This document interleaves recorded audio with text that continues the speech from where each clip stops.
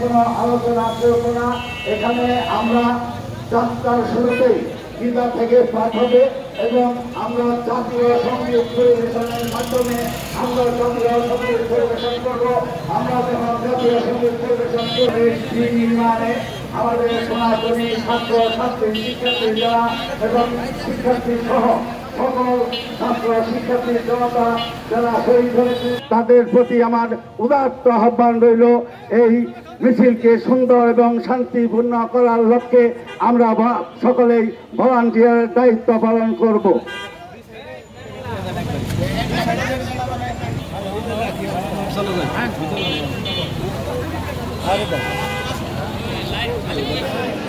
হ্যাঁ দাদা,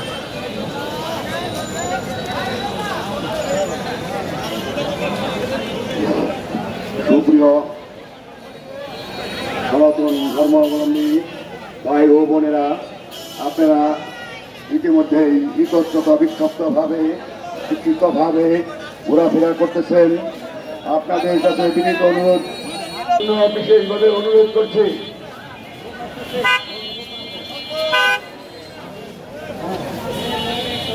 কালীবাড়ি আসার জন্য বিশেষভাবে অনুরোধ করা হচ্ছে।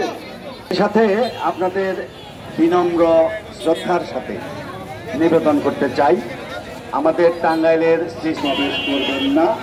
আমরা কালীবাড়িকে শ্রী শ্রী কালীবাড়িকে আমরা পূজার প্রতিষ্ঠান হিসাবে গণ্য করতে চাই। ওটা শ্রী শ্রী কালীবাড়ি কিন্তু দাবি আদায়ের জন্য সংগঠন প্রতিষ্ঠিত হয়নি, ধর্মীয় প্রতিষ্ঠান।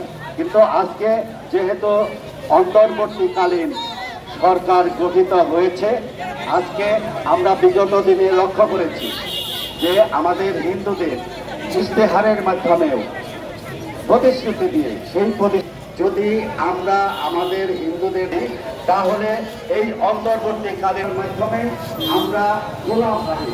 আমরা আজকে এই করবেন, এটাই হচ্ছে সারা বাংলাদেশের ধারাবাহিকতায় টাঙ্গাইলের সনাতনীদেরও এই একই বার্তা নিয়ে আমরা আসছি।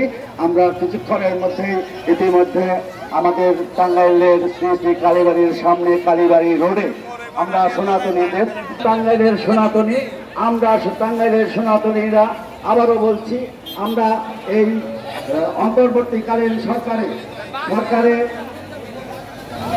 সরকারের কাছে আমরা শুধু 8 দফা দাবি নিয়ে,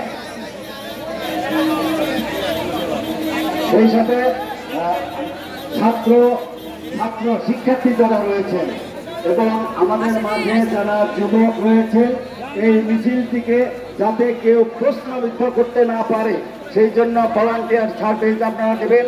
সেই সাথে দৃষ্টি আকর্ষণ করছি, আমরা এই কালীবাড়ি রোডের উত্তর দিকে যারা মা বোনেরা রয়েছেন সামনের দিকে ধীরে ধীরে অগ্রসর হতে থাকেন।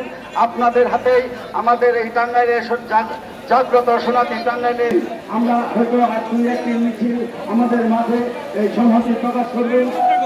সবাই আসলেই আমরা আমাদের এইখানে জাতীয় সঙ্গীত এবং যারা শহীদ হয়েছেন হিন্দু মুসলমান ছাত্র ছাত্রী যারা রয়েছে তাদের আত্মার শান্তি